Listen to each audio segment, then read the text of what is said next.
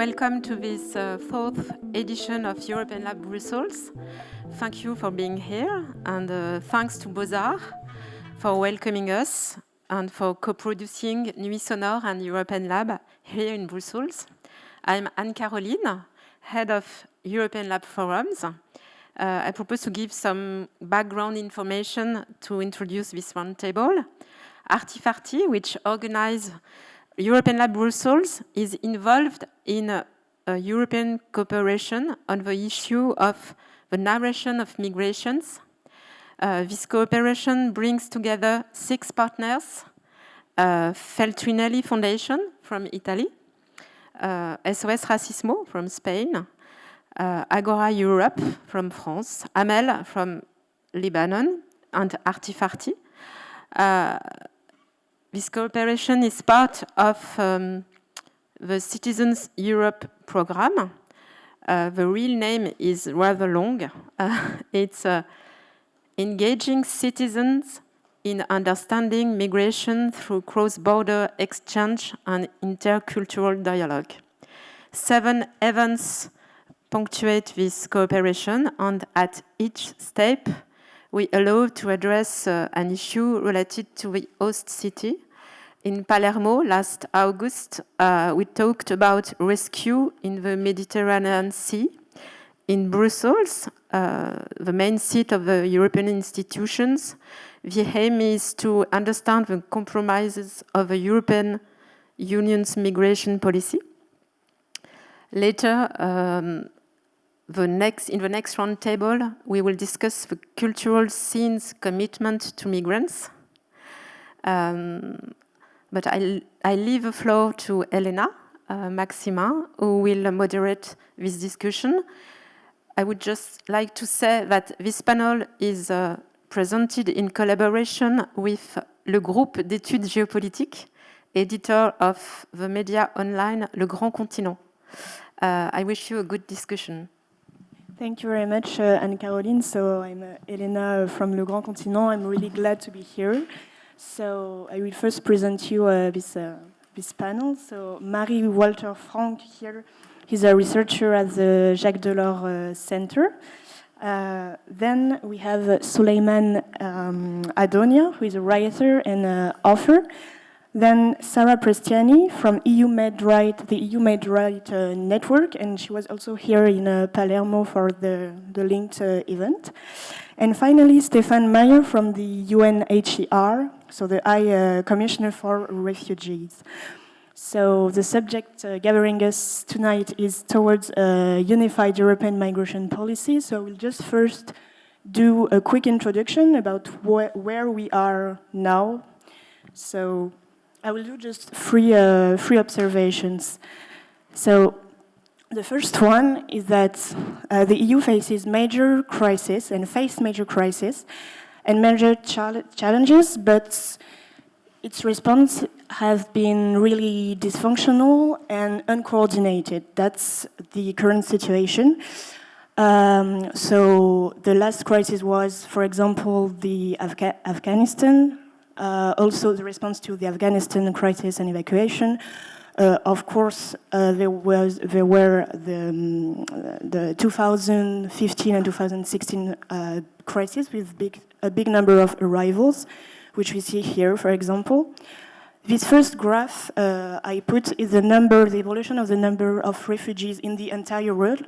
So it's just the worldwide tendency.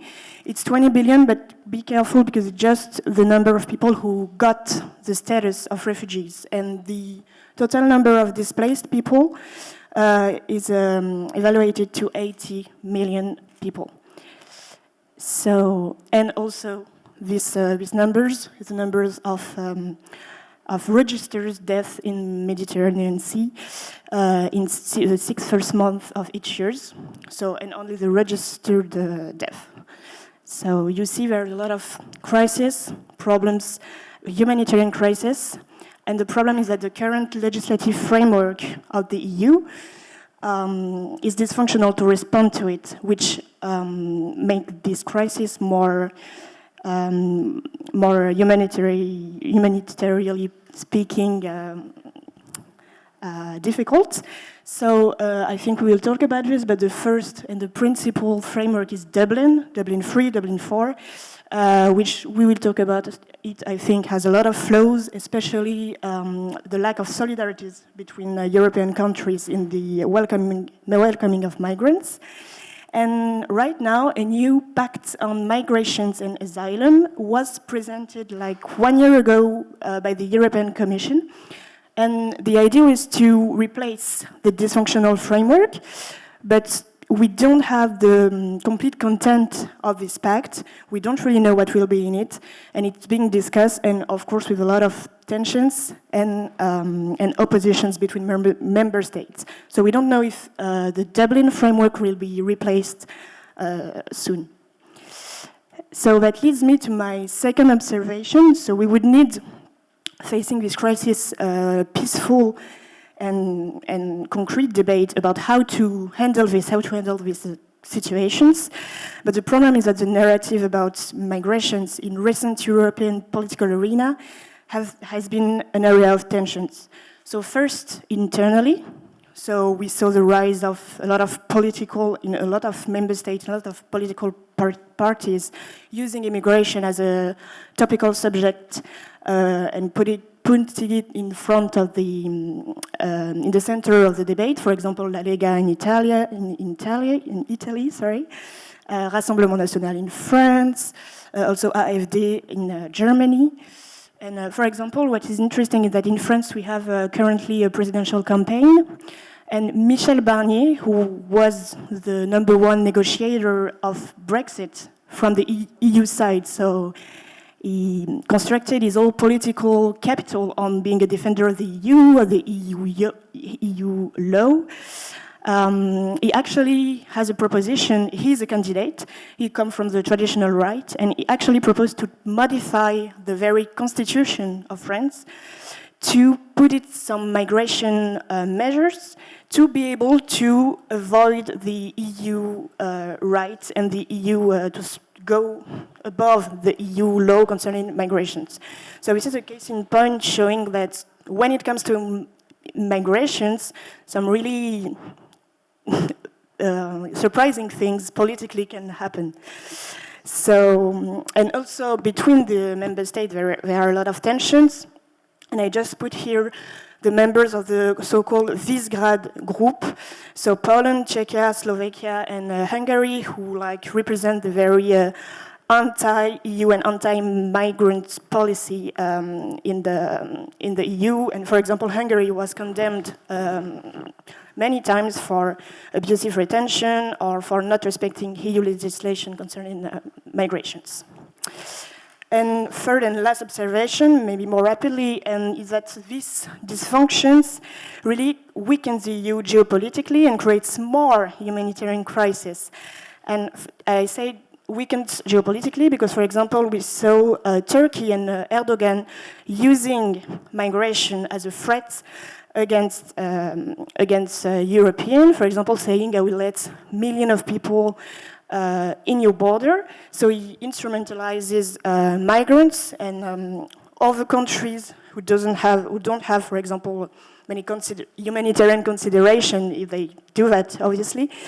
For example, Belarus was just accused by Lithuania and Poland to encourage migrants to go at the border as a pressure because there are some political opponents from Lukashenko in Poland and Lithuania, to tell them to go at the border, but actually they arrive and they are just stuck between Poland authorities and Belarus authorities also. So this creates a really messy humanitarian situation and weakens the EU in a geopolitical way.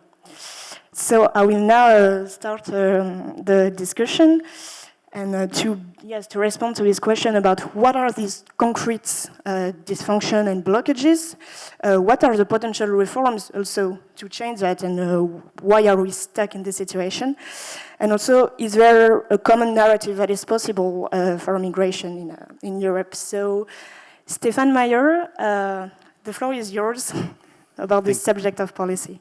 Thank you very much, and good evening, everyone. Thanks for associating the United Nations High Commissioner for Refugees. So myself working here at the Representation for EU Affairs, and you had set out quite nicely the overall backdrop. So perhaps for me, for now, to retrace a bit where do we stand currently when it comes to the reform of the so-called common European asylum system.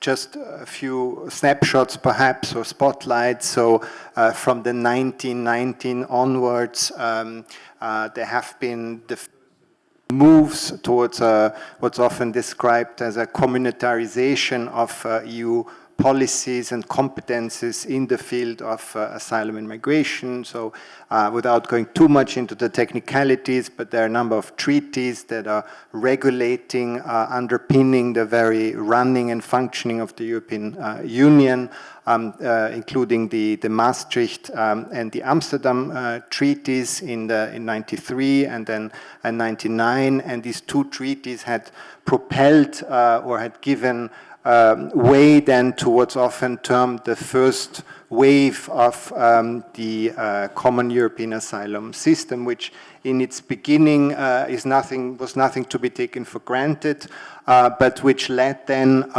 in the at the beginning of the 2000s to attempts to come up with legislative acts, including the definition of more common standards when it comes to how procedures are being run and regulated for persons enabling asylum seekers to lodge an asylum application in Europe, but also what the content of the protection then provided to these persons would be. So currently, the current SEA, so Common European Asylum System framework, essentially consists of 7 proposals, starting with the Asylum Procedures Directive, which is all about the minimum standards for how to access asylum procedures, how to examine applications in the various EU member states. Second,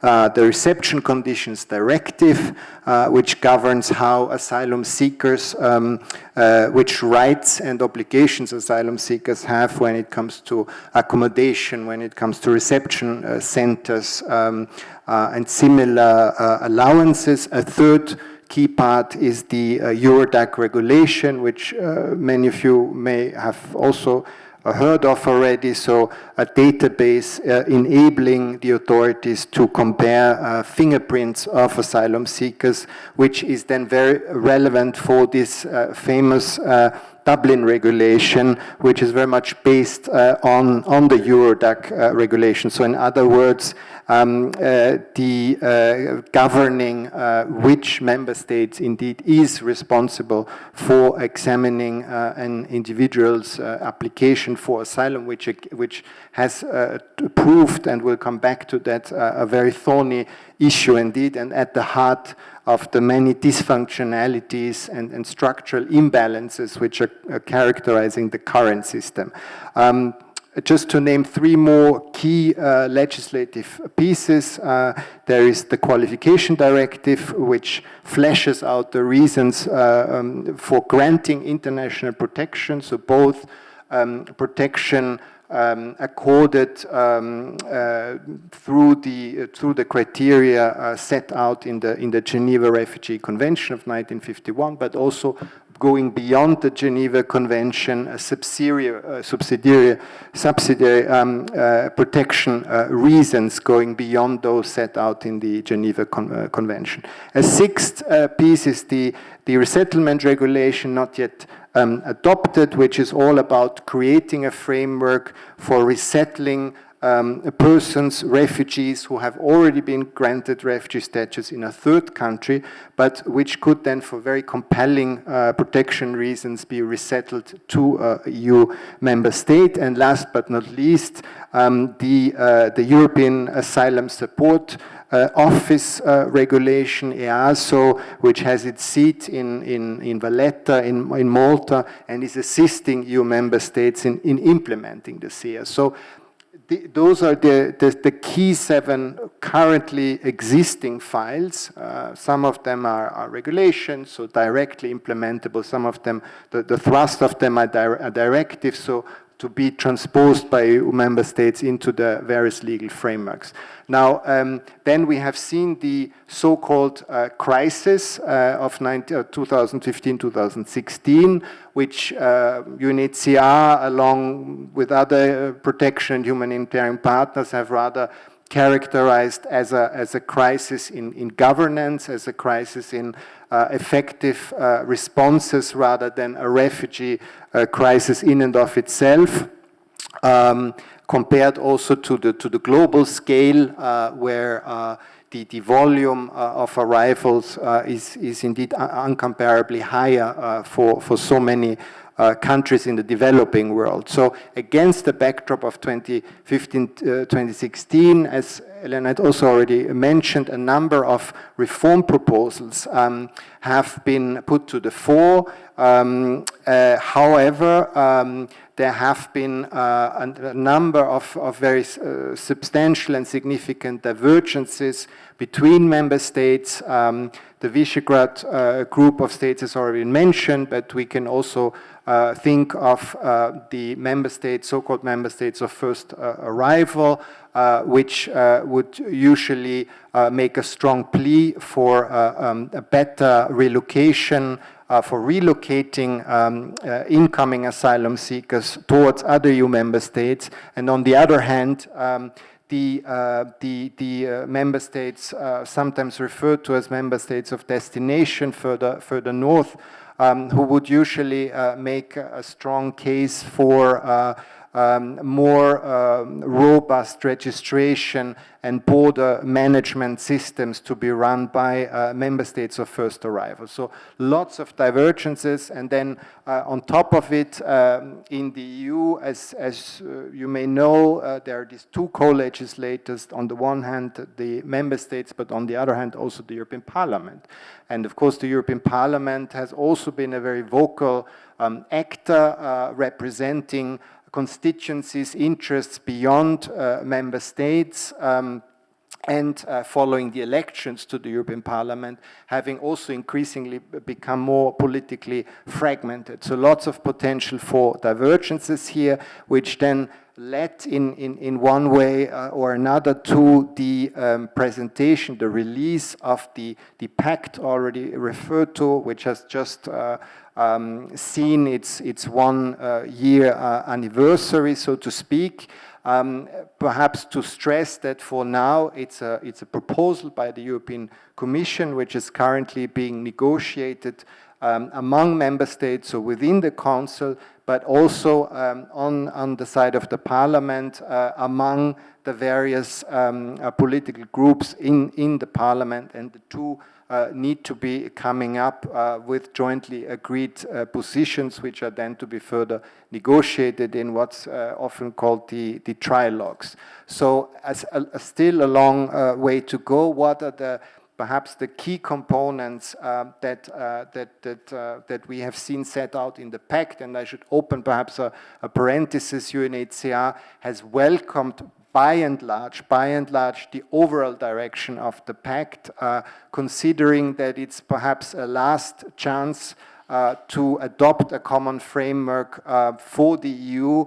And if such a common framework would not be adopted, we would very much see the risk of outsourcing of protection responsibilities to non-EU states further gaining ground. So just by way of highlights, one novelty of the pact is the introduction of mandatory screening procedure, so vulnerability, health identification checks at the very border zones, making sure also that vulnerabilities are well taken into account. The pact has also proposed mandatory border procedures for certain types of applications. There are elements in the pact which aim at enhancing search and rescue capacities, which is another key piece, along also with the better monitoring of what's happening at the border, along, and here I'll end, with more enhanced resettlement and complementary pathways possibilities. Okay, thank you very much for this overview. So Sarah Prestiani, what do you think of this current situation, and also maybe of the new pact and the risk of outsourcing and that we talked about?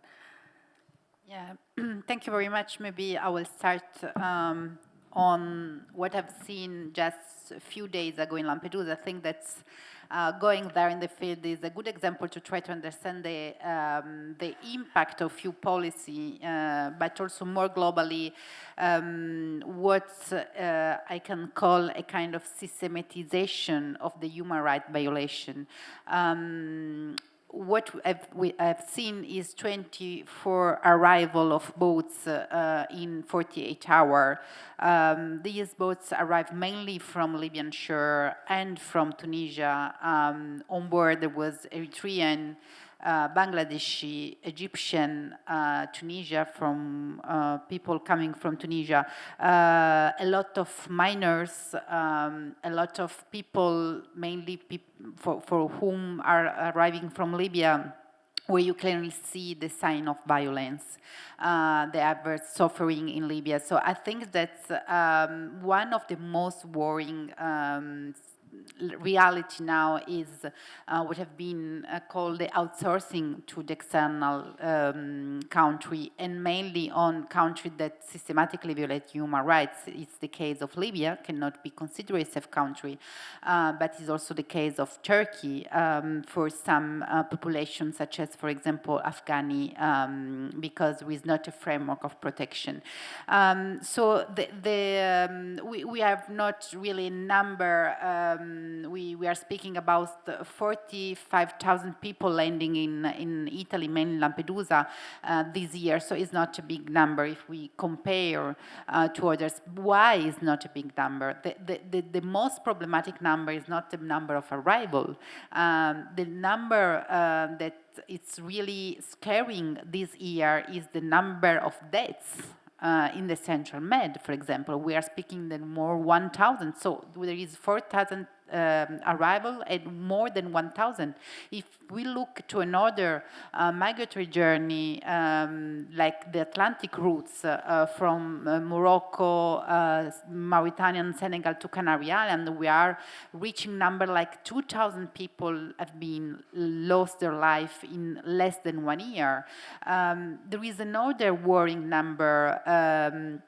Is the number of people that have been leaving the Libyan shore after a very tragic time in detention often or in the desert, and have been intercepted by the Libyan Coast Guard and sent back to Libya. We are speaking around 25,000 people. So 1 on 2 people that leave Libyan shore is intercepted and sent back in a circle of violence.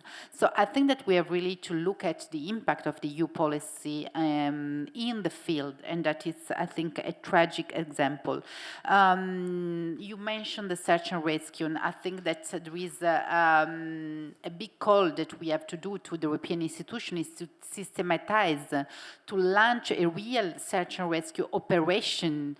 That is the only way to let decrease this number of deaths, but also to let decrease the number of people pushed back to Libya.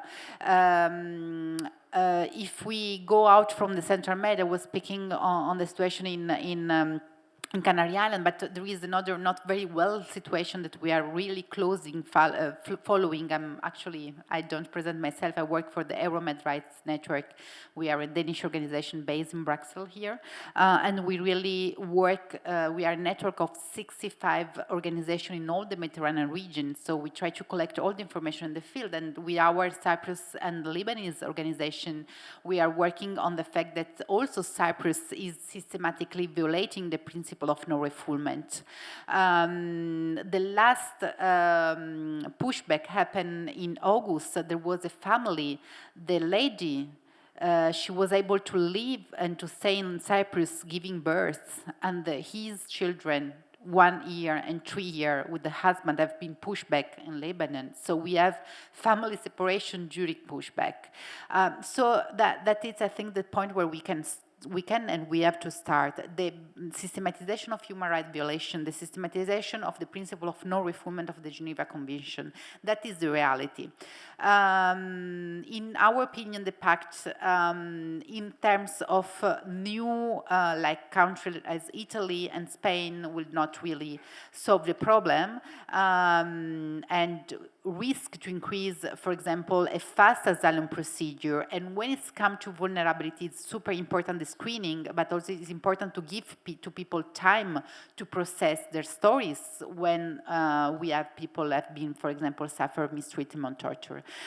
So I will finish maybe with a positive point that we can find in the pact, but then don't we have to be sure that can be really structure as independent. I'm speaking on the border monitoring mechanism that have been foreseen in the screening regulation, and it's really important to prevent pushback that this monitoring mechanism must be done in an independent way, in collaboration with the FRA agency, in collaboration with the National Ombudsman, because that is the only way to, in some way, to limitate the power of member states to violate the principle of no refoulement. That is not the case, and that we really finished there, on the monitoring mechanism putting in place in the last months in Croatia. And I mentioned Croatia because if we want to analyze the global situation in the migratory journey, we cannot forget also what happened in the Balkanic routes, where people also are systematically pushed back from a country to another in another cycle of violence. And there, most of the people are Afghani. So I think that when we remind the situation in Afghanistan, we don't have to forget Afghani. They are in their journey. The Afghani that are in Turkey, for example, they are also there in Van, in the border between Turkey and Iran, also pushed back. So that is something that we have to look, and when we things on the European policy, we have to take into account the reality, try to change and to put in place a mechanism of real independent monitoring to prevent that these violations are ongoing as it's the case now.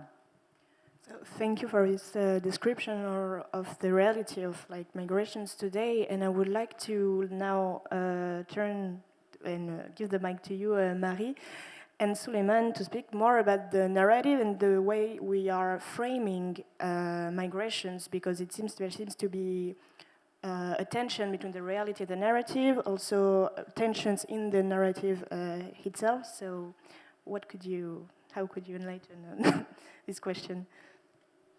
Thank you. Yeah, it's an honor to be here. Thank you for your invitation.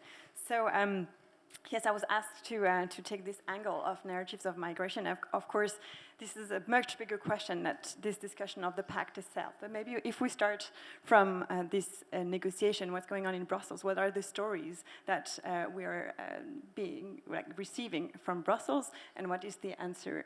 Also, if we look at the research. So once again, the Commission has come up with what is supposed to be a very comprehensive plan that is going to tackle every single aspect of asylum and migration, allegedly. Of course, the competencies of the European Union are limited, are at least very different depending on what we're talking about. In the field of asylum, what we've seen since 2016 are indeed that we have very cemented divisions, that we've heard that.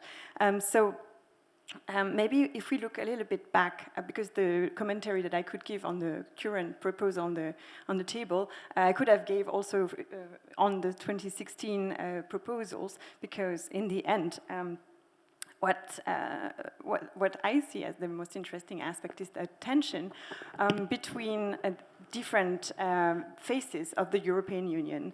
So what is the European Union really about? Very often we hear about values, we hear about open borders, But these open borders and this free mobility that we all enjoy here as European citizens, it is our privilege. And the fact that it is constructed as a privilege means also that it is constructed in a system that excludes people who do not get a permanent resident status and enjoy this free movement. So in the end, what we end up with is, if we want to uphold this privileged construction, then we end up with a policy of coercion on the external borders.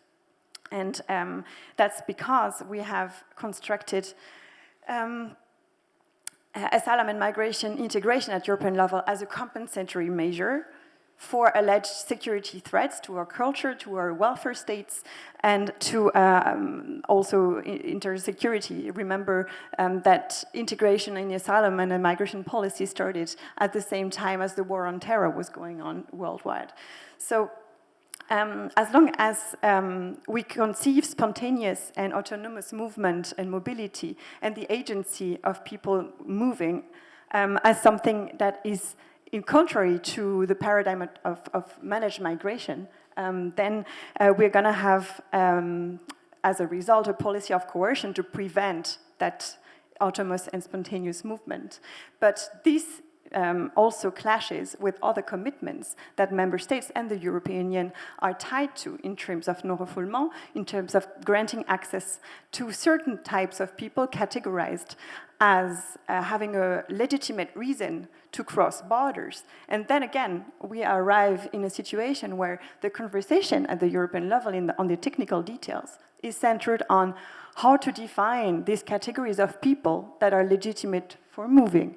And what we've seen since 2016 is that the Commission has taken on to try to create a system that will be acceptable across the European Union, has tried to create compromise that would be palatable for everyone. And that means shrinking the space for people to move legitimately. And that means closing borders, and upholding these closed borders is not in the hands of the European Union. There is Frontex, of course, that is, and there is financing, but in the end, what the EU finds themselves is that they are tributable to what's going on in terms of so-called protecting the borders. The Commission President famously said a year ago, before COVID started, that Greece was acting as the shield of Europe when a few people tried to cross on the Turkish-Greek border. And we're stuck in this narrative of protecting borders now, as if this was the greater good, and as if the movement that we see today were actually a genuine security, cultural, or welfare state threat to the European societies, which is, in my opinion, ludicrous. But that's at least the narrative, as you said, that has been very efficiently operationalized by political actors to create political capital.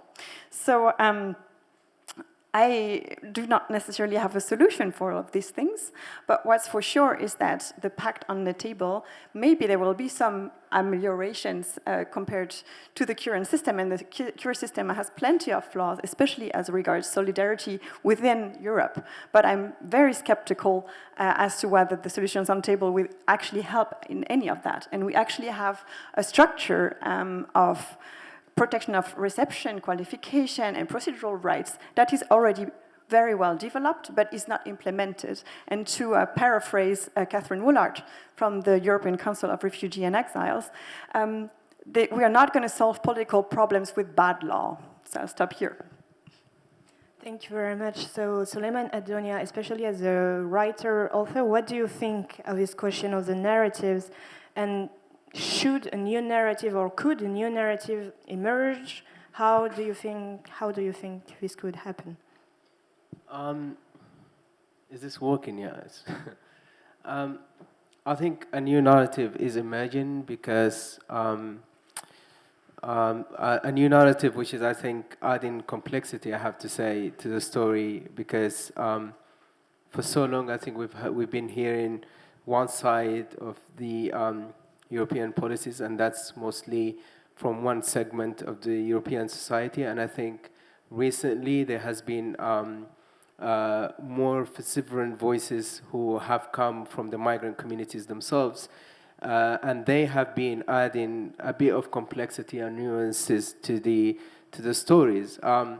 Because what we've naturally been told here in Europe is one thing, but what European policies contribute to are completely another thing, which my two colleagues here have alluded to. I think when we talk about European policies and the impact of European policies, I think we need to take into account what these are. Not only, we're talking about the values. So if EU has a particular set of values that want to uphold, those are the values that for so long we've been told they are, by extension, our values too. But what we know, for example, European policies towards migration has been quite challenging to those values that EU itself uphold within the EU. For example, my mother comes from Eritrea, and we know, for example, a few years ago, the EU were paying the Eritrean president, who's a dictator, who's imprisoning an entire nation, who has a record of despicable human rights violations. So European Union, they were actually paying him money, knowing his track records, knowing the kind of government that he runs, because with the sole intention actually of preventing refugees to flee Eritrea. So those are not the stories that a lot of Europeans hear about. Those are not the stories that a lot of Europeans know. So I think people like myself, but also like, more importantly, people like my friends who are working on a day-to-day basis on European issues. I could mention so many names here, who are who are out there on Twitter, on social media, writing articles and essays and saying to EU, hold on, there's one particular thing. You're telling Europeans one particular thing about your values, but what we know what your values are when it comes to people who are not Europeans. And so that's the kind of conversation that I think we need to have, and that's why it's really important to have diverse voices on tables like this. And I think it's really important to have people from migrant communities themselves to come out and tell the stories, because they're the one who know the story.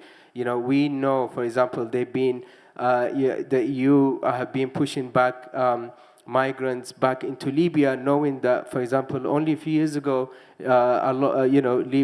black people have been sold as slaves in the Libyan market, open market. So the EU know that. The EU also knows that, women are being raped, people are being killed, children are being starved in the EU, just on the other side of the EU, and they know all that, and to go on and, for the sake of saying that these are our policies, these are the way of protecting our borders, as you were saying, is quite despicable, and we have to speak about that as well. Because if we're gonna uphold our human rights, if we're gonna say these are our European rights, by extension, people like myself who come, who have African roots, or other people who go Asian roots, we have also responsibility to tell the stories, because it's really important to add nuance and complexity, and also tell the truth of European migration policies.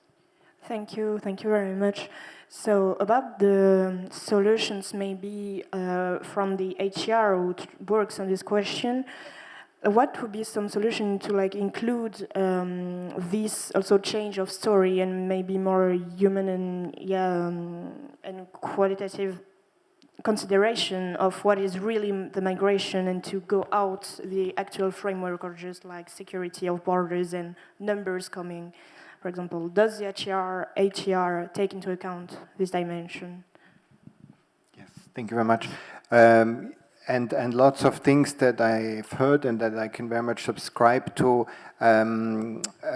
including this wrongly, I think, construed, as we see it in the way some politicians would talk about migration, asylum issues, wrongly construing a sort of false dichotomy between, on the one hand, the protection of fundamental rights, including the right to seek asylum and effective border management, whereas we are from UNHCR are very much of the opinion that the two are incompatible and are not mutually exclusive. Now, on your more specific question regarding the narratives, and I very much like what I've heard about the our other speakers referring to the agency of refugee and migrant communities, and also making sure that their voices are being heard, are being factored into EU policies and practices. I suppose one key thing in this regard is to not forget, beyond all the statistics that are being conveyed, beyond all the sometimes a bit more perhaps opaque policy and legal discussions and discourses, that we don't forget indeed to, and some of you have brought that up very eloquently, to make sure that the very face, the very individual stories are not eclipsed by sort of more general references, which in some corners and in some instances have perhaps been favoring dehumanization discourses. If one is missing out on these very individual stories, and particularly also it's been mentioned as a key area, we're dismayed at the pushbacks and this incredible proliferation of flat, outright denials of the right to access to a territory first and foremost, and to then have access to asylum procedures. So I suppose as protection-oriented and protection-minded partners and actors, to always keep our focus, our perspective on what is the very human detrimental impact flowing from a wide range of violations of human rights, and including the right to seek asylum, and not to only be focusing on the more abstract data. I think the two always have to go hand in hand, and only then can sort of more effective advocacy happening, which will also talk to to what's sometimes referred to as the conflicted middle, right? So not only reaching those ones which may already have a real concern about ensuring the right to seek asylum, ensuring the protection of migrants and refugees, but also making those aware who might feel a bit in between. And there are these days particularly quite a number of documents of corroborations that are going online around pushback practices in various EU member states, and I think all of this should be proactively continue to be brought to light, and showing speaking to the migrant and refugee stories. And concerning this risk of dehumanization, the portrait we did at the European scale is quite black, but I'm turning to you, Sarah Prestiani, about what really happens in the field. And do you think local level initiative, and for example, the mayor of Palermo is a big defender of integration. He's putting in place policies and saying the European Union cannot do this, but I can do this at my level, and I managed to do it. So what do you think of this local solution, this articulation between local positive narrative or maybe pragmatic narrative and European kind of black narrative about migrations?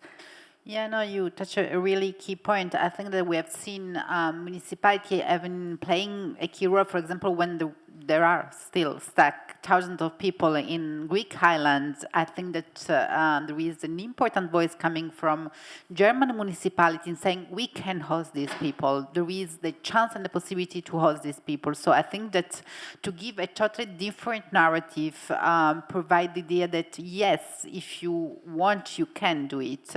And for example, as you mentioned, the municipality of Palermo saying, hi, when there was really a climate of criminalization of solidarity in the time of Salvini in Italy, where NGO decided to save lives and providing search and rescue operation because Italy decided to stop search and rescue operation, that we have to remind that it's an obligation of member states, even of the fact that some member states forget that it's an obligation. Yes, the measures say, you NGO making search and rescue, you are more than welcome in our harbor, when Salvini say, no, you stay in the sea with hundreds of people on board. So I think that this voice was really, and it's still very important. But looking at the solution, I think that there is a need now to call for a legal pathway and safe pathway. When I was speaking on what happened at sea with pushback, with deaths, with an increased number of violations, is because people are obliged to take the sea to reach the European territory, because there is no legal pathway or few legal pathway. I hope that in the resettlement forum today there was a really open page of resettlement to take into consideration the results, so family reunification. So I think that this is the solution now, is really to open legal pathway to prevent people risk their life at sea. I hope that anyone more have to risk their life with children, and what we really have seen in the last days in Lampedusa, and something that we cannot anymore accept. But there is no walls, no fence that can stop people when the situation in the country is tragic, as the good example you give with Eritrea. The only way is to give them the chance to arrive in a safe way to Europe. So, Marie Walter-Frank, what do you think about this shift of narrative? Is it possible? And how do you think it can be implemented concretely, or is it like something, a very long phenomenon, or maybe are there some concrete and direct solutions to be able to solve this problem, this urgent problem? Well, you're not going to change a narrative in the short run, that's for sure. But what we have seen is that you sometimes have moments in history where a narrative becomes dominant. And a very good example is the crisis narrative with which you started this presentation, which you contextualize as well. It's interesting now when we look at the situation on the Polish-Belarusian border, that we are talking about the migrant crisis, where the numbers that we're talking about, I mean, it's a couple hundreds. I'm not sure exactly of what the reality is. Nobody knows, because there is a state of emergency and there is no press and no NGOs. But the crisis is a moral crisis, if anything, and a governance crisis, of course. And the fact that any time there is a certain number of people arriving spontaneously somewhere on the external border of the EU, it is now being understood as first part of a larger crisis, but which is framed as a refugee or a migrant crisis, is revealing of the mindset, the dominant mindset on this issue. So I actually did a project on some things related for the Charlemagne Prize Foundation recently, and I played with the idea that maybe the solution would be to go away from these huge policy enterprises where we try to put everything into one pot and to create a comprehensive harmonization solution.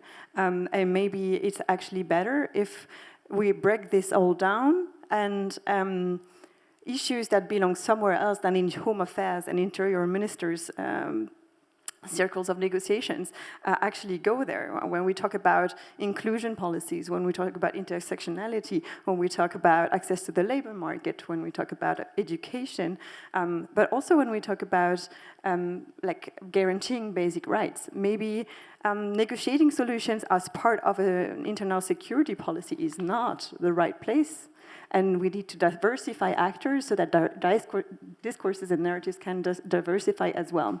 Secondly, I guess we as academics, but the press as well, and politicians and coalitions generally also have to be extremely conscious about the terms they use and the vocabulary they use, and also the kinds of narratives that they empower.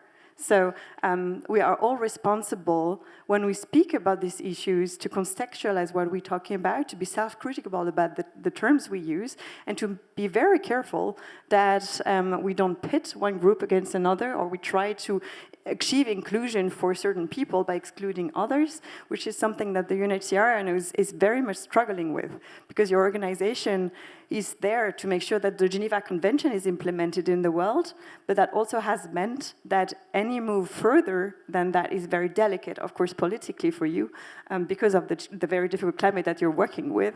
On the other hand, you get a lot of criticism from advocacy and academics who criticize maybe the too narrow framework that you advocate for, and maybe the pact is a good example here, because supporting the solutions on the border screening, for instance, in theory this might work, but what we've seen so far when we have campification on the external border is not necessarily that we protect the rights of people on the move better at all. There is, of course, elements in the current proposals that are supposed to empower more human rights monitoring, etc., etc. But there we really have an issue of competence and an issue of oversight between Brussels and the member states, and we have to see where the money is flowing. I will stop here. Yeah, thank you very much, Suleiman. I would like to ask you about the importance of words that Mary just talked about, because I think it might be the center of the resolution of the question. And do you have some maybe insights, or what would be the good words or the good way of talking about it? First of all, when we talk about refugee crisis, I honestly think it's more of a crisis for the countries from which these people live, because predominantly we're talking about young people who are incredibly able, intelligent, who contribute actually to making societies better, So we're not talking about, when we talk about refugee crisis, what we mean is like we mostly try to kind of frame it in a way that is, we're doing, actually these are people who actually need our help to survive, to live on a day-to-day basis. While I think if we give opportunities to these people, actually, those refugees actually could contribute to the society. So, in a way, I would see it more of a crisis for countries like Eritrea or Syria or those kind of places where a lot of those young, able people who are the future of those countries are coming to Europe. So there's one issue with the framing of the language here. But also, I think, all of us are hesitant when we talk about solution, but I honestly think the solution is, people here, because I think solution lies with people being aware, or, people, I've lived in 3 different continents, and in each continent I've seen people who just listen, who take it all in, who absorb what the system tells them to, what the country tells them to, and they believe, and that's why you have populism. But on the other hand, you have people, young people, regardless of the age, but people who are actually politically aware, who want to know, who read people who don't look like them, who don't see the world like them, people who are hungry for the other points of view. And I think if we have people here who kind of understand that instead of swallowing the narrative that the EU or being the narrative that are being put out by organizations, and instead go out there and find out the information for yourself, and making sure that you actually hear stories from different from variety of voices, then I think that's where the solution comes, because the empowered people who are empowered with knowledge, they're the ones who are going to change the societies. And that's why, for example, in 2018, I set up the Creative Writing Academies for Refugees and Asylum Seekers, because I come from this position that actually for so long people from our communities, the immigrant communities, have been cast aside as being voiceless, and then you have people with who come from big organizations saying we are the voice for the voiceless. I detest this thing. There's no one in this room or on this planet who is voiceless. I think, and that's what we prove with our course. And I had actually a student come all the way from Luxembourg, the country, to our course here in Brussels. And I asked him why, and he said to me, I'm tired of having journalists and NGOs and stuff like that coming to talk to me, ask my story, and then take it away, and then use it to tell their stories, and then I'm just like sitting there listening to my story being told, differently. He said, I want to learn at the basic of writings, and so I can be able to tell my stories, and that's what we do in our course.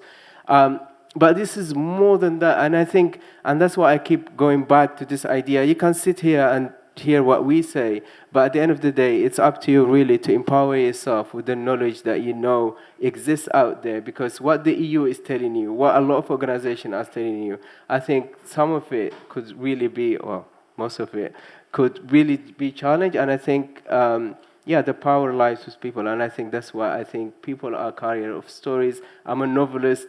I read people's for me are like books, and that's why I'm always interested in people and the kind of power they carry. And I honestly feel if they're going to be a solution, it's going to come from people. Thank you very much. Thank you all. I will now turn to you, to the public. So if you have any question, remarks, or wants precision, feel free to speak or to ask things.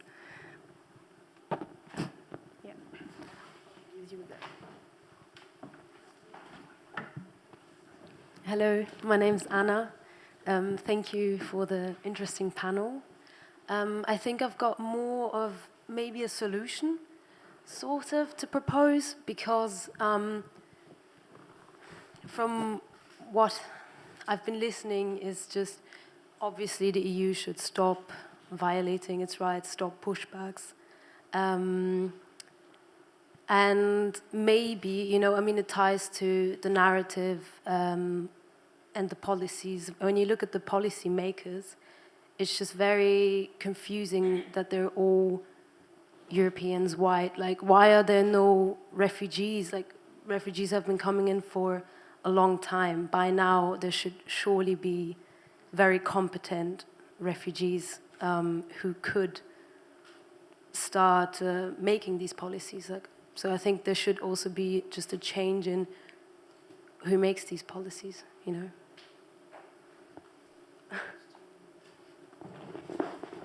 I think that's why I mentioned before, like it's really important to have people from different backgrounds, including the refugee or migrant communities. And I think they're more than capable. I know them; they're my friends. It's me, it's us, So it's like at the end of the day, it's a struggle for people like me. Well, initially it was, coming to the UK as not speaking English, for example, and then learning and then becoming a novelist, published novelist, and then doing all the things that I do at the moment. It's not an easy journey for people to take, because naturally people have this, I come from London, so it's naturally there's that position where a lot of people in power, they don't want kind of dispense with a bit of power, because they feel like they can do it on your behalf. And I think I have a big issue with that, and I totally agree with you. It's like we need to have, a diverse, but we've been saying that for so many years anyway.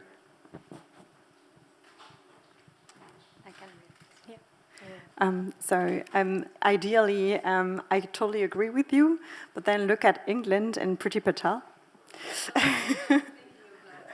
No, but I'm just, you're absolutely right that it's essential to have more political participation and engagement and inclusiveness. And I just wanted to support what you were saying by referring to previous research made on the history of the French asylum system by a colleague called Karen Akoka, and she has studied the fact that back in the 50s, 60s, 70s, when someone was asking for asylum in France, the person who was processing their case was somebody who had themselves a background from the same country, so a similar cultural background and an understanding of the situation, and had themselves been recognized with some form of protection, if I remember correctly. And of course, that had a very different that led to a very different setup. Whereas later on in the 80s, it was changed to have people without that background processing asylum seekers in France, and that completely changed the outcome. That would be maybe interesting. Okay. I have a question. My name is Annelies, and I work for Studio Europe in Maastricht. And I've been thinking about this topic for a while. And a lot of migration policies, obviously, Chefsache and matter of high politics. And it's what can the European Commission do to get the angle out of the political, the horrible political discussion around migration? In what way can we look maybe more at the structural inequalities that are present in Europe for both refugees but also Europeans, and think about solutions in terms of structural inequality and not in terms of values? Because I have the feeling that you will not, someone who is very working class and lives in a very wide environment will not be convinced with an argument about values. So perhaps maybe there's another way for the European Commission to look at what are the issues that both the poor or working class Europeans but also the refugees are facing in their daily lives, and how can we support both populations? And in that way, how can the European Commission look like a viable or an interesting actor for working class Europeans in the whole migration debate, basically? Yeah, I want to answer you because I think that there is, for me, a problem on the decision-making process, in the sense, and that's start with the member states. Migration. I started to work on migration in 2003, where migration was not a topic. From 2011, migration became a topic in the debate, and then became the topic of the electoral debate. And that's the problem start. Because the decision, the policy are not taken to be workable, to be also a good solution for the European citizen. I'm not only speaking on human rights and migrant refugee rights, also going in the good integration is not good for migrant or refugee, but it's also good for European citizen. And they was only looking on their electoral interesting with the really short-term analysis to take the decision. So this discussion in member states have an impact on the council discussion because it's made by member states. And the European Commission, what is doing, and I think that is also what is happening with the pact, is try to propose something that member states can accept. But finally, they will not accept because we know Visegrad first lines, but so they can be crushed on the council decision. And then with the European Parliament try to balance a little bit this trilogue mechanism of decision, but it's quite complicated. So I think that's the problem start, and from there maybe we have to think on possible solution when the proposal and the policy on migration is not really, they're not really looking at solution, but they're really looking at electoral interesting of member states, and that it's really really the case for all member states. Look at France. France is in the process of election, and they just took a decision of negative conditionality between return and the restriction of visa. And all what is done is really looking at giving a message in the election. So I think that that is a starting point that also have an impact on the European Commission mechanism.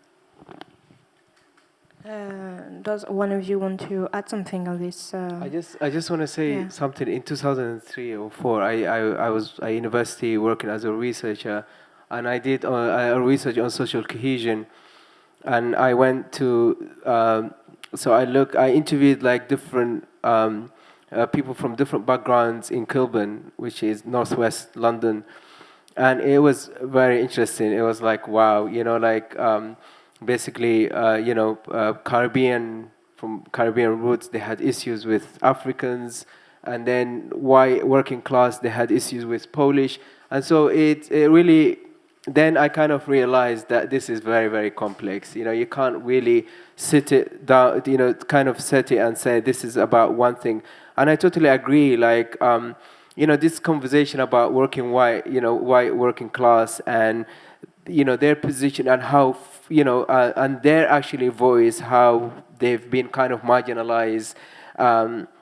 It's something that I've been interested in, and it's something that actually goes beyond in some instances, it goes beyond the race. And I think it's about the economics, because if new migrants come and then you put them in a poor area, for example, and then people who are there, what we found with this research is that people who are there, whether they white or Asian or Polish or whatever, they will always have issues with people who come and they perceive them to be like taking their places. So I think the conversation can be always more complex, more, and that's why we need to have more voices. Again, going back, there's no point marginalizing a working class voice at my expense as someone who's refugee. I want to hear what they want to say because I'm capable of defending myself. So there's no point in casting them aside just because they have a point of view that is kind of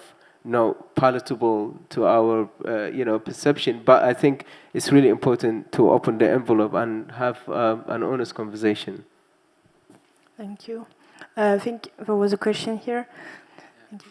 Yeah, I had a couple of questions, but I feel the first one is maybe still in this topic. So I agree that most people wouldn't be, or are not convinced already about the values of migration, won't be convinced with moral arguments, but should be convinced that migration has benefits for all.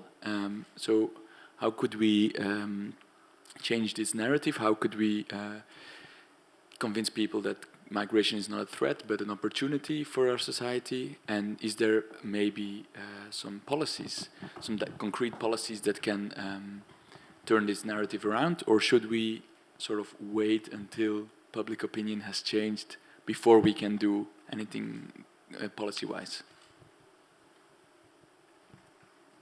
Stefan, yeah, I think I would agree with what you just said. More putting to the fore, and also building on what you said, that the very functioning, a system better functioning, is actually of vital interest to each and everybody. So indeed, I think if we manage to demonstrate that alternative ways of running a rights-based system are possible, which would also benefit citizens writ large, then something can be gained from this approach. So I think advocacy-wise, yes, good to have such a broader angle, also looking at the efficiency and effectiveness grounded in protections, in rights, as opposed to the current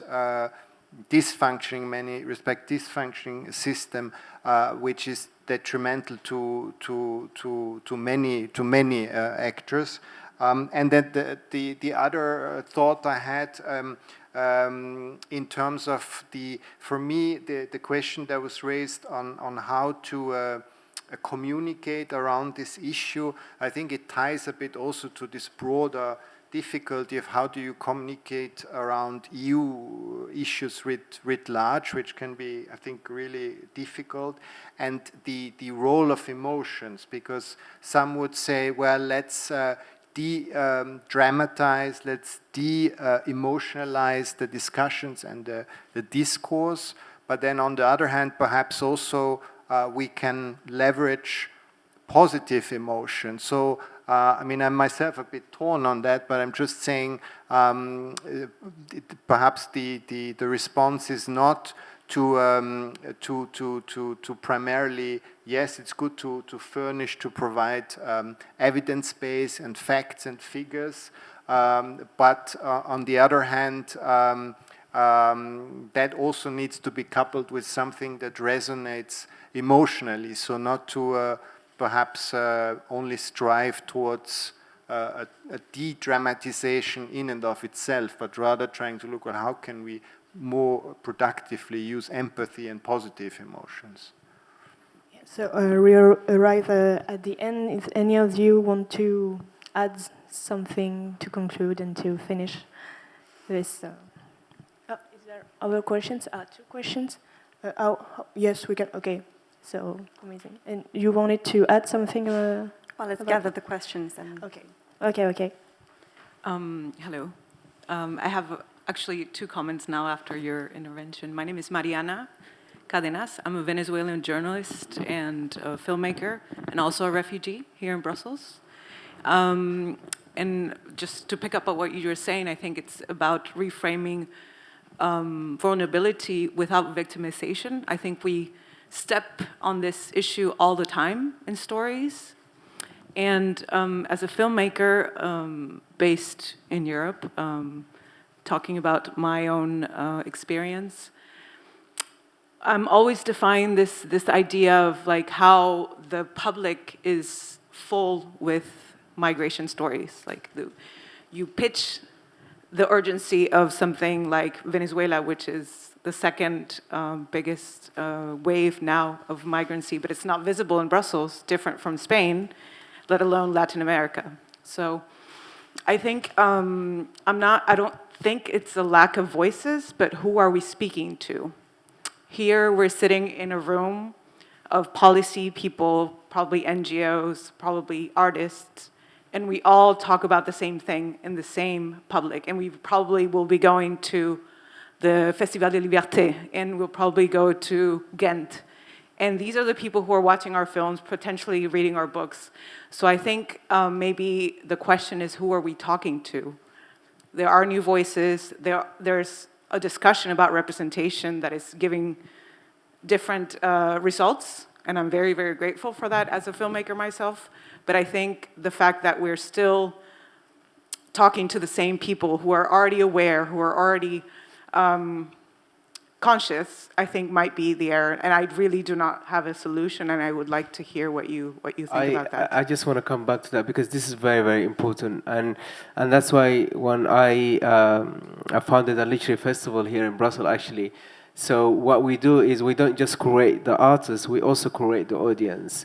Meaning we go to different communities, and what I did was I set up a steering committee with the responsibility of actually going, exactly what you said, going to all those different communities and making sure that we got our audience sourced from all those different communities. Not just, you can have an event like that and then you put it online and then obviously you have your audience, but we don't have a definition for an audience. Everyone in Brussels is a potential audience, and that's what we proved. Our events for the last 2 editions, they've been just incredibly representative, and so representation on the stage is irrelevant if you don't have representation on audience. Totally agree. And then maybe also to jump in, something I also wanted to say before, what's super important also is, I guess, to not talk about migration as if it was really the problem, because it's really not, but to talk about things that are important to everyone, like the rule of law, like the fact that everybody should have access to a lawyer and to be properly supported through a procedure, whatever it is. And that's relevant extremely strongly for somebody who's asking for asylum, but it's relevant for anybody. What's relevant is the rights of the child, or protecting fundamental rights of everyone. And there've been really interesting campaigns that appeal to values that are relevant for everyone and also very critical in that field. For instance, in Switzerland, in some of these referenda contexts, my pessimistic side is that there is always going to be a share of the population that is not going to follow and listen, and that will be probably stuck in a very, right-wing, maybe, points of view, or won't be able to look beyond structural racism. But still, if we appeal to values that are important to everyone, there is a wider or audience to reach. Yes, go ahead. Nearly the same as you did, and thank you, because it's the point, and you pointed it also, but I also wanted to jump on something you said, because I think it's not enough to show to politics that good examples exist and profit to everyone. Like, I guess, this ex-mayor of Riace, who is now condemned of 13 years of jail because he has shown how good it was to welcome people. So, I mean, it's this thing, I think it's not only a question of showing good example. Also, I work a lot in the Greek islands, and what people have done by their own to welcome people in 2013 was incredible, and everyone was with it. And then Europe arrived, and they started to organize it and to kill it. And now people are super afraid and super anti-refugee. So I think at the moment we have to really put also the question of institutional racism, and the fact that Europe and politics in Europe, a lot of them don't want this example to continue. It's not only a question that if they see that it is good, they will promote. They don't want. And it's a question at the moment of rapport de force. In France, in French, so sorry, I don't speak as good English as you all do here, but I think we have to not be naive also in what we can show to politics, and I think at the moment it's a question of life and death, and that we have to be more together, and it will not be enough to just be the cultural audience. Like, we have to find alternative ways to gather strengths, because it's a big machine of destruction in front, and they are part of it. Sorry, it's a bit pessimistic, but...